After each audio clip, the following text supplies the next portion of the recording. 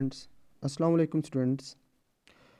Myself is Professor Kamran Sid Prachap from Postgraduate College Mandi Bawaldeen. आज जो हमने topic पढ़ना है, जो हम चैप्टर स्टार्ट करने लगे हैं, वो फर्स्ट ईयर बायोलॉजी का चैप्टर है द सेल। ये चैप्टर नंबर 4 है बेटा। और जो मेरा ये लेक्चर है हम इसमें इंट्रोडक्शन ऑफ सेल पढ़ेंगे और इमर्जेंस ऑफ सेल थ्योरी पढ़ेंगे और साथ में generalize structure of a cell और किस तरह सेल की स्ट्रक्चर देखी जा सकती है, उसे स्टडी किया जा सकता है, ये पढ़ेंगे। तो देखें, हम इंट्रोडक्शन से स्टार्ट करते हैं। The cell can be defined as the structural and functional unit of life. कि एक सेल जो होता है वो किसी भी किस्म की लाइफ का स्ट्रक्चरल और फंक्शनल यूनिट होता है। इट मीन्स कोई भी जानदार है, वो ज़िंदा है, कोई ऑर्गेनिज्म है, तो वो सेल का बना हुआ होगा या वो सेल होगा। और सेल उसकी लाइफ का या उसका स्ट्रक्चरल या फंक्शनल उसकी यूनिट होगा। ठीक है।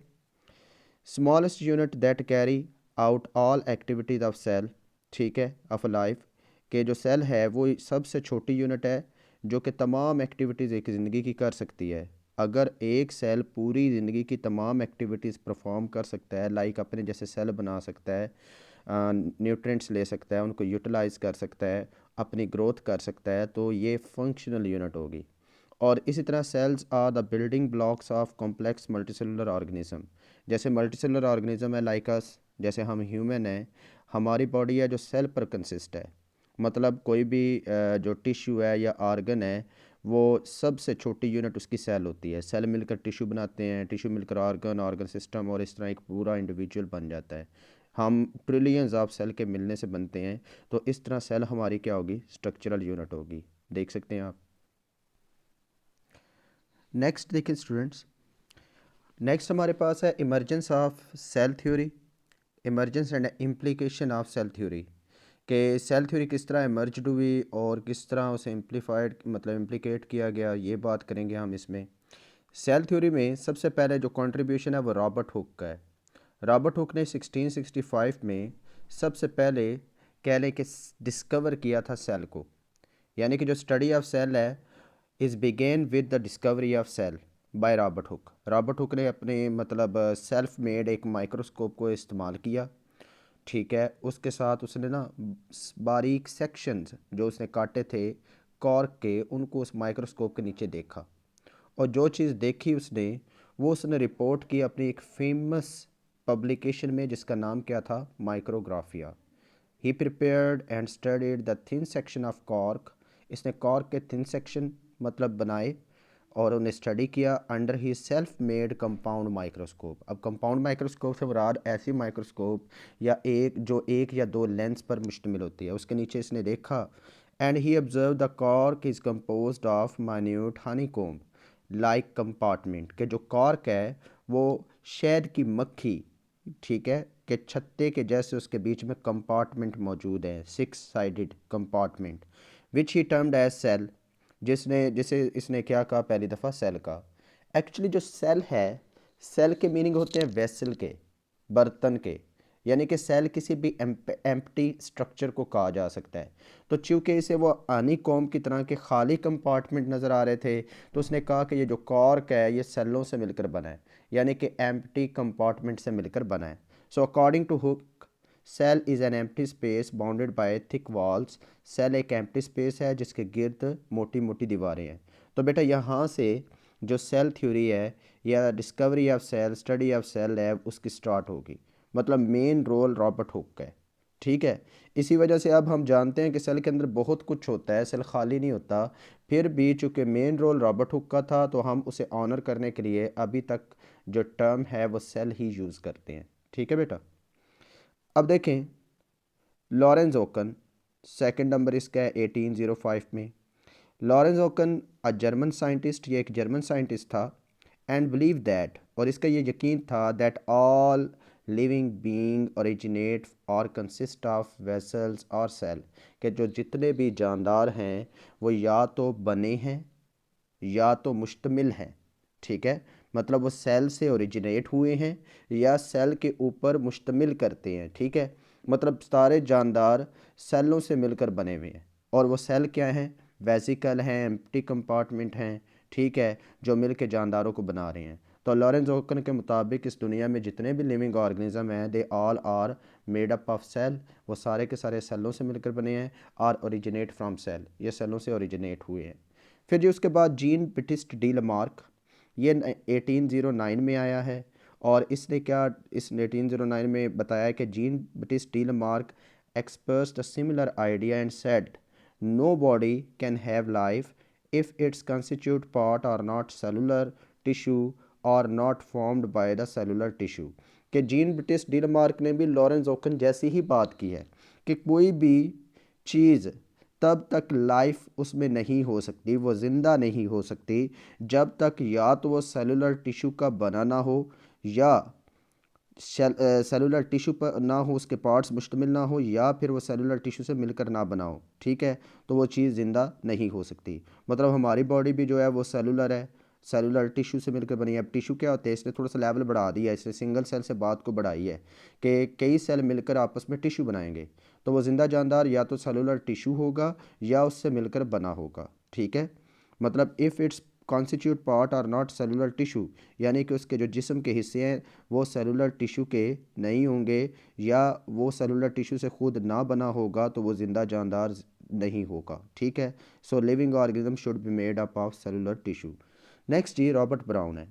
रॉबर्ट ब्राउन ने जस्ट एक ना कहने कि बड़ा टर्न दिया है इस पूरी स्टडी को, कि Robert Brown reported the presence of nucleus in the cell. Cell के अंदर जो न्यूक्लियस की मौजूदगी है वो first of all Robert Brown ने बताई।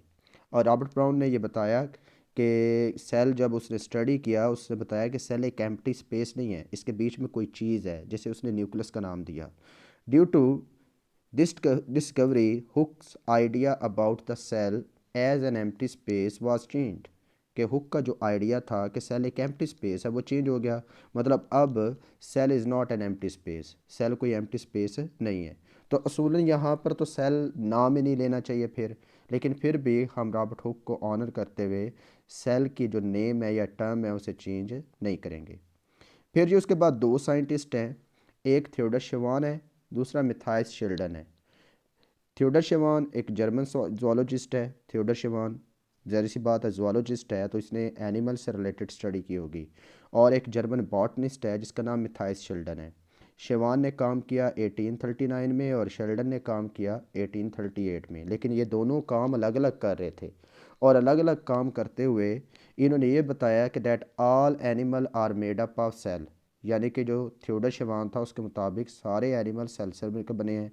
और बॉटनिस्ट जो है शेल्डन, ठीक है, उसने बताया that all plants are made up of cell. और फिर कुछ आगे फर्दर कह लें कि डिस्कशन को एक्सटेंड किया, और जिसके नतीजे में इन्होंने क्या की, एक थ्योरी बनाई that is called cell theory. Cell theory की बुनियाद थियोडर शेवान और मिथाइस शेल्डन ने रखी। उससे पीछे सेल की सारी स्टडी चलती रही थी, लेकिन बाकायदा थ्योरी इन्होंने स्टार्ट की। फिर देखें उसके बाद रुडोल्फ विर्चू, इसने सेल थ्योरी में बहुत इंपॉर्टेंट एक्सटेंशन की है।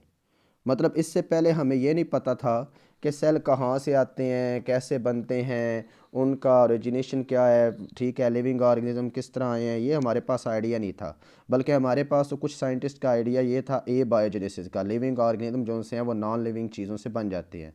लेकिन रुडोल्फ विर्चू ने पहली दफ़ा बायोजेनेसिस का कॉन्सेप्ट दिया। इसने क्या बताया, A German physician hypothesized that new cells were formed only by the division of previously existing living cell। ये जो फिजिशियन है इसने ये हाइपोथेसिस दी कि जो नए सेल हैं वो पहले से मौजूद जो सेल होते हैं उनके डिवीजन के नतीजे में ही वजूद में आते हैं। अगर हम वर्चूज़ के आइडिया या वर्चूज़ के वर्ड की बात करें तो ये था ओमिनो सेलुला ई सेलुला, यानी कि जो नए सेल हैं वो पहले से मौजूद सेलों से आएंगे। अब इसका ये आइडिया जो था वो बिल्कुल कॉन्ट्रेरी था the idea of A biogenesis. A biogenesis का क्या कॉन्सेप्ट है, ए मतलब नॉट, बायो लिविंग, जेनेसिस पैदा होना, यानी कि नॉन लिविंग चीज़ों से लिविंग चीज़ों का पैदा होना। Living things are arise spontaneously from non living things. मतलब ए बायोजेनेसिस का मतलब है कि जो ज़िंदा जानदार हैं वो बेजान चीज़ों से बन जाते हैं खुद ब खुद ही। One of the prevailing but controversial idea about the origin of life at that time, ये इस वक्त सबसे ज़्यादा चलने वाला और सबसे ज़्यादा कंट्रोवर्शियल आइडिया था लाइफ की ओरिजिन से रिलेटेड। ठीक है। मतलब पुराने वक्तों में लोग ये सोचते थे कि जो सूंडियाँ हैं वो गले सड़े गोश्त से पैदा हो जाती हैं, जो चूहे हैं वो डैबरिज से यानी कि गंदगी से पैदा होते हैं, जो मेंढक है वो कीचड़ से पैदा होते हैं, ठीक है, जो फ्लाइज हैं वो ड्यू ड्रॉप से पैदा होती हैं, इस तरह की बातें सोची जाती थी। ठीक है, लेकिन रुडोल्फ के आने के बाद ये आइडिया बिल्कुल चेंज हो गया। देन उसके बाद पास्चर, लुईस पास्चर। अब लुईस पास्चर जो है, ये कह लें कि हर एक स्टडीज़ में इस बंदे का अपना एक नाम है बायोलॉजी से रिलेटेड, चाहे वो माइक्रोबायोलॉजी है, चाहे वो इम्यूनोलॉजी है, चाहे कुछ भी है। पास्चर ने काफ़ी वर्क किया उसके ऊपर, मेडिसिन में भी। तो one of the greatest scientist है of all times and supplied experimental proof for Virchow's hypothesis. कहता है जो उसने वर्चुअस की हाइपोथेसिस है उसके लिए एक्सपेरिमेंटल प्रूफ दिया और इसने डेमोन्स्ट्रेट किया माइक्रो ऑर्गेनिज्म के ऊपर प्रैक्टिकल करके that could be formed only pre existing bacteria, कि जो माइक्रो ऑर्गेनिज्म है यानी कि बैक्टीरिया हैं ये पहले से मौजूद सिर्फ बैक्टीरिया से बनते हैं। एक्चुअली इस बंदे ने ना एक एक्सपेरिमेंट किया था, उसमें इसने सुराइयाँ ली थी, बड़ी बड़े फ्लास्क लिए थे और उनकी गर्दनें एस शेप बना दी थी, और एस शेप गर्दनें बनाकर और नीचे उसने कुछ ब्रॉथ यानी कि कुछ मिक्सचर रखा, जैसे कोई कह लें कि कुछ शोरबा वगैरह रख दिया जिसमें नमकियात या ये जो शुगर वगैरह है या गोश्त की यखनी वगैरह है वो मौजूद थी।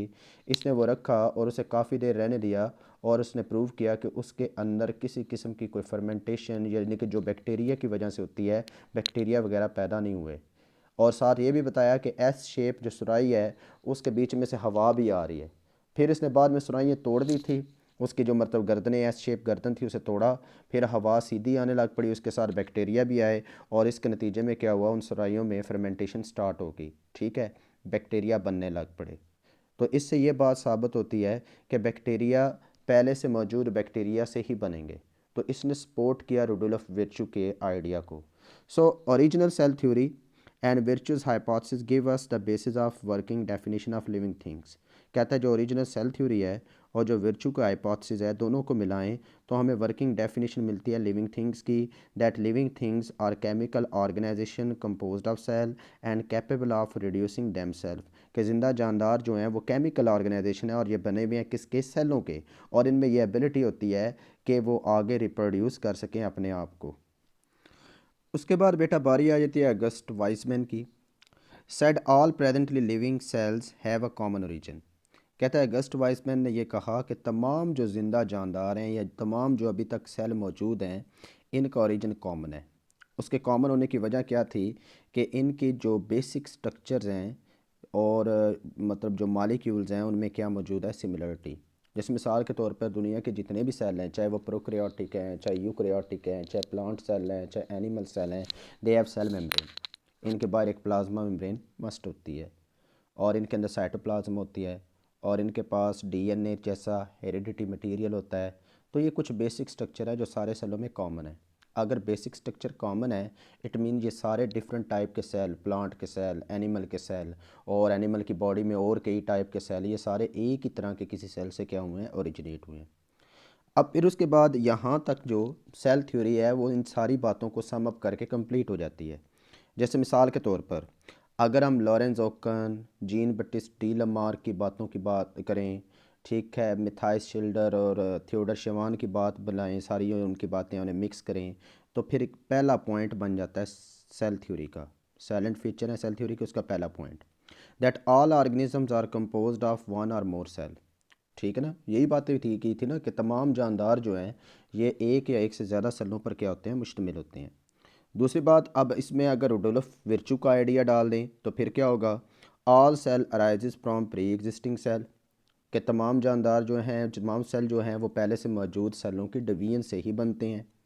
और तीसरा point, cell is the basic structural as well as functional unit of all organism.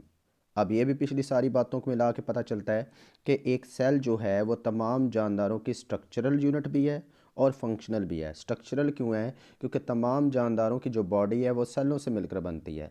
और फंक्शनल यूनिट क्यों है, क्योंकि एक पूरा जानदार जो जो एक्टिविटी परफॉर्म कर सकता है, लिविंग एक्टिविटीज़, वो एक इकलौता सेल भी परफॉर्म कर सकता है। ठीक है बेटा, यहाँ तक आपकी emergence of cell theory complete होगी। ठीक है, और सारे जो साइंटिस्ट हैं उनका कंट्रीब्यूशन।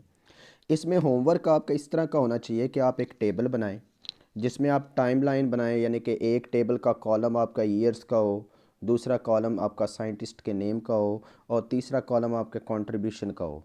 तो इस तरह तीन कॉलम वाला एक टेबल बना लें, सारे साइंटिस्ट के नाम के आगे उन मतलब ईयर के आगे नाम और नाम के आगे उनके कंट्रीब्यूशन लिख लें, तो आपके ये जो क्या कहते हैं स्टडी करना या याद करना आपके लिए आसान हो जाएगा। ठीक है, अच्छा नेक्स्ट चलते हैं। Cell as unit of structure and function, कि सेल स्ट्रक्चर और फंक्शन की यूनिट है लाइफ की, उसे हमने देखना है कि वो कैसे यूनिट है।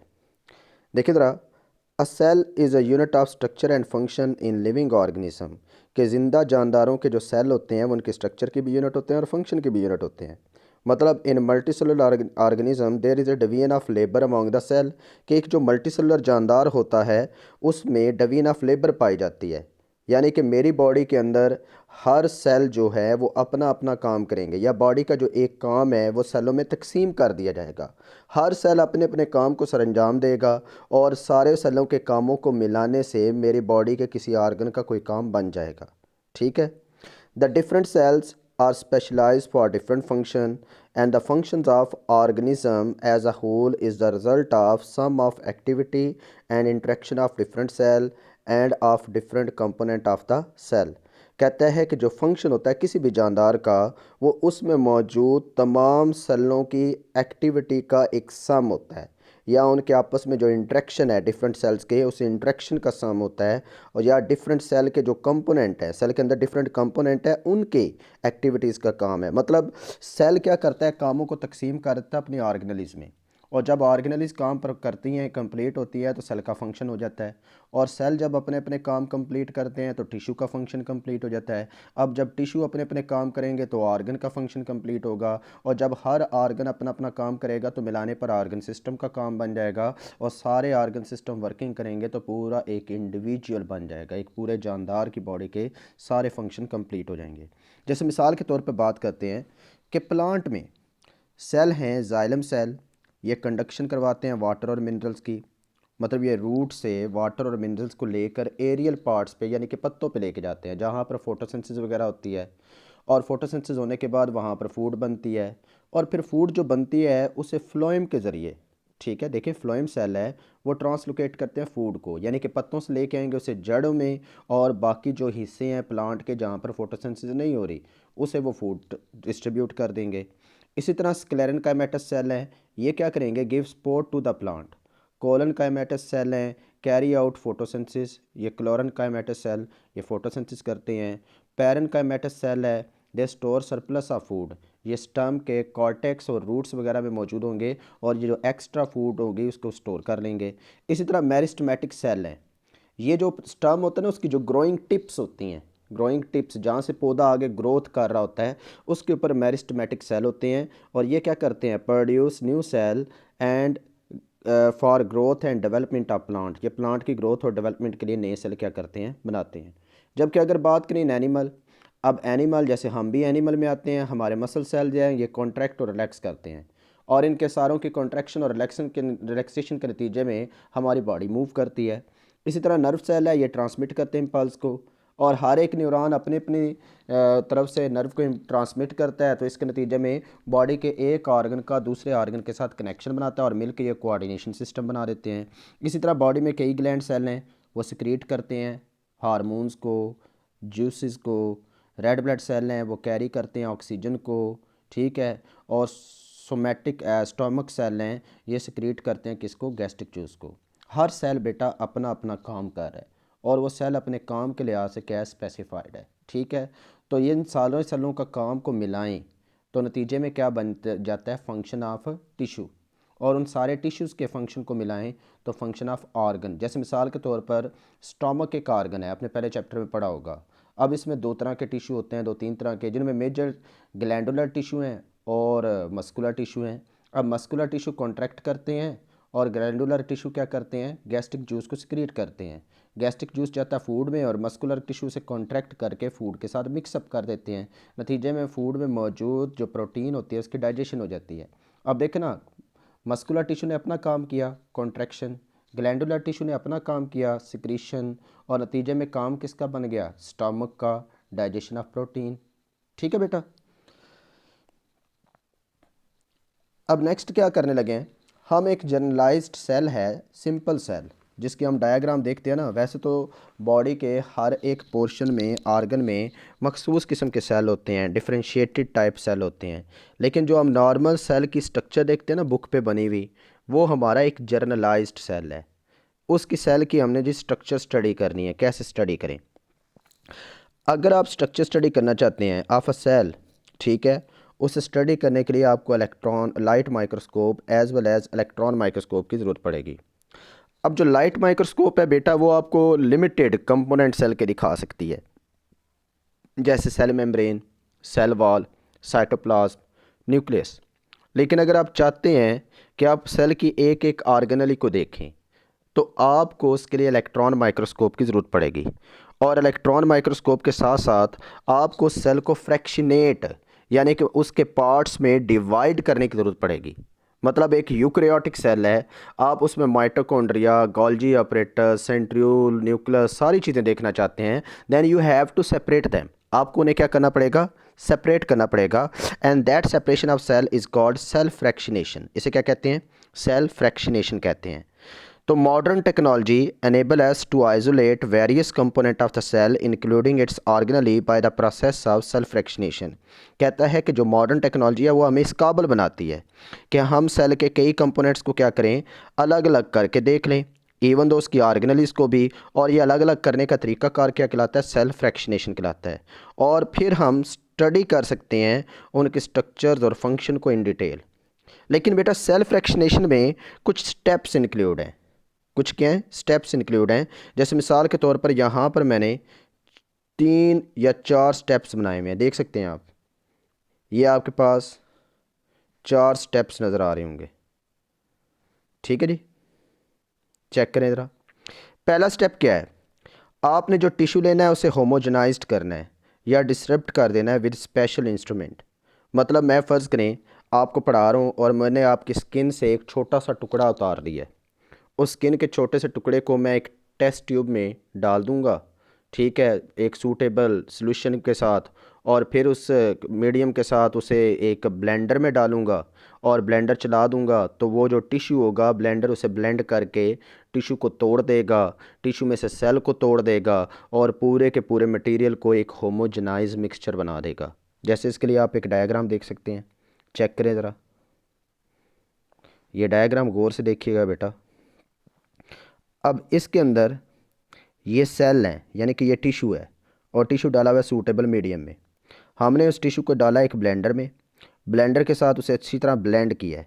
ब्लेंड करने के बाद उसकी सिचुएशन ऐसी होगी है, ठीक है। अब यहाँ पर आपको कोई सेल शेल नहीं नज़र आ रहा होगा, बल्कि आपको एक होमोजेनाइज्ड मिक्सचर नज़र आ रहा होगा। समझ आ रही बात की?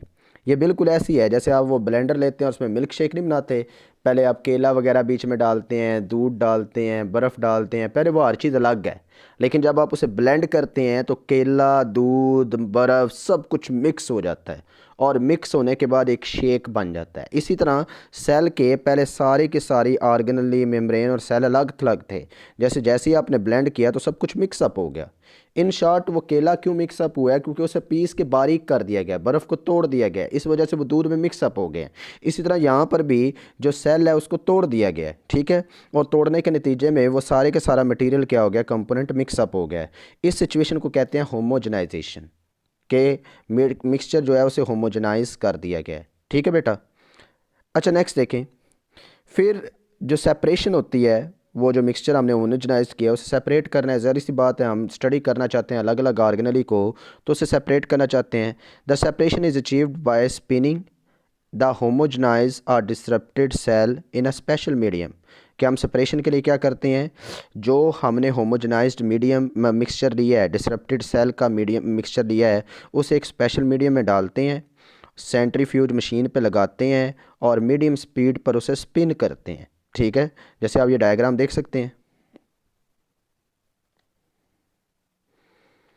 अब देखिए ये जो होमोजेनाइज्ड मिक्सचर है, इसे हमने लगा दिया टेस्ट ट्यूब को एक सेंट्रीफ्यूज मशीन में। बेटा सेंट्रीफ्यूज मशीन उसे कहते हैं जो कि ऐसे तेज़ी से स्पिन करती है। जैसे आप कह लें कि आपके घर में ड्रायर है, वो भी एक सेंट्रीफ्यूज मशीन है, लेकिन ये ड्रायर नहीं है। इसमें क्या है, नीचे मशीन लगी होगी, उस मशीन पर बटन लगे होंगे जिनकी मदद से आप राउंड पर मिनट डिसाइड कर सकते हैं। और एक साइड पर आप वो मटेरियल लगाएंगे जो कि होमोजेनाइज्ड है, और दूसरी तरफ आप उतने ही लेवल में पानी भर के लगा देंगे ताकि लेवल मेंटेन रहे। अब आप उस मशीन को चलाएंगे और इस मशीन में ये जो है टेस्ट ट्यूब ये इस तरह घूमेंगी, इस तरह तेज़ी के साथ, और आपकी राउंड पर मिनट जो स्पीड होगी वो 1000 राउंड पर मिनट्स होगी, यानी कि 1 मिनट में ये 1000 चक्कर लगाएगा। और इस पे आपको सेंट्रीफ्यूगल फोर्स का या सेंट्रीफ्यूगेशन का तो पता ही है, फिज़िक्स में भी आपने पढ़ा था 9th क्लास में, कि जब इस तरह तेज़ी से घुमाया जाएगा तो वो पार्टिकल जिनकी डेंसिटी या वेट ज़्यादा होगा वो दूर दूर जाएंगे, और वो पार्टिकल जिनकी डेंसिटी कम या वेट कम होगा वो करीब करीब रहेंगे। इस तरह ये टेस्ट ट्यूब में से निकल के बाहर तो नहीं आ सकते, तो वो पार्टिकल जिनकी डेंसिटी ज़्यादा होगी वो इधर किनारों पर आ जाएंगे, और वो पार्टिकल जिनकी डेंसिटी कम होगी वो ऐसे ऐसे करीब होते जाएंगे अपनी कम कम डेंसिटी के हिसाब से। ठीक है, ये इस तरह इसकी सेंट्रीफ्यूगेशन हो जाएगी। फिर उसके बाद बेटा क्या करेंगे, देखें, जब सेंट्रीफ्यूगेशन कर लेंगे फिर उस टेस्ट ट्यूब को निकाल के वहाँ पर रख देंगे ताकि वो सेटल्ड हो जाए, और जब वो सेटल्ड होगी तो वो डिफरेंट लेयर्स बना लेंगी। देखें ना, जो वेरियस सेलुलर पार्ट हैं वो सेपरेट हो जाएंगे डिफरेंट लेयर्स में, डिपेंडिंग अपॉन देयर साइज़, अपने साइज़ के हिसाब से, वेट के हिसाब से, डेंसिटी के हिसाब से, और मीडियम के हिसाब से, मीडियम की डेंसिटी के हिसाब से। ठीक है ना, देखें वो जो टेस्ट ट्यूब है जिसकी सेंट्रीफ्यूगेशन किया उसे ऐसे अलग खड़ा कर दिया है, देख सकते हैं आप।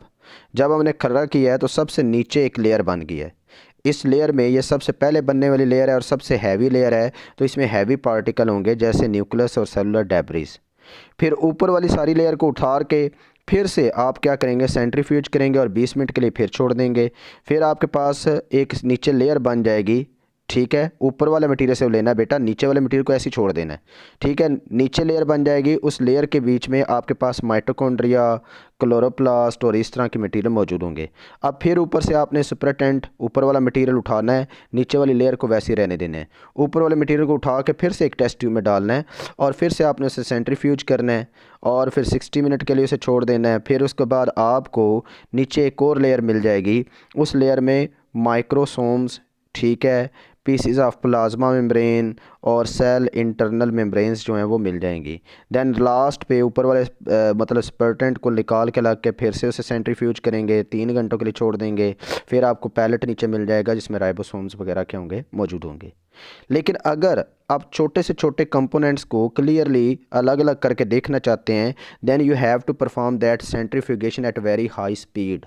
आपको ये सेंट्रीफ्यूगेशन बहुत ज़्यादा स्पीड पे क्या करनी पड़ेगी, परफॉर्म करनी पड़ेगी। ठीक है बेटा, ये लिखा हुआ नीचे चौथे स्टेप में। नेक्स्ट देखें, इससे आपको क्या पता चलता है कि सेल के कंपोनेंट बेसिकली कितने हैं। बेसिकली सेल के 3 कंपोनेंट हैं। एक तो सबसे पहले बाहर वाली प्लाज्मा मेम्ब्रेन, उसके बाद उसके अंदर साइटोप्लाज्म जो कि ऑर्गेनेली वगैरह जिसके अंदर होती हैं, और ये न्यूक्लियस और प्लाज्मा मेम्ब्रेन के दरमियान पाया जाता है।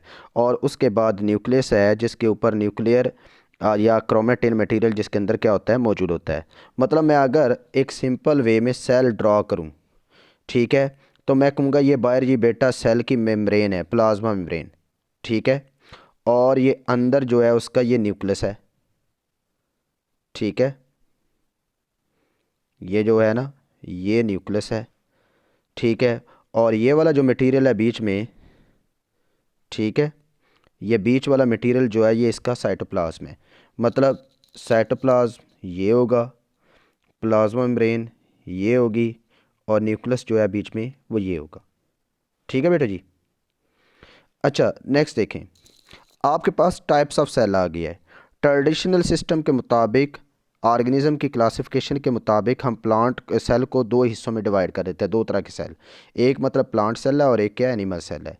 जो प्लांट सेल और एनिमल सेल हैं उसमें मेन जो डिफरेंस है वो absence and presence of cell wall का है। और दूसरे भी कई कंपोनेंट्स हैं।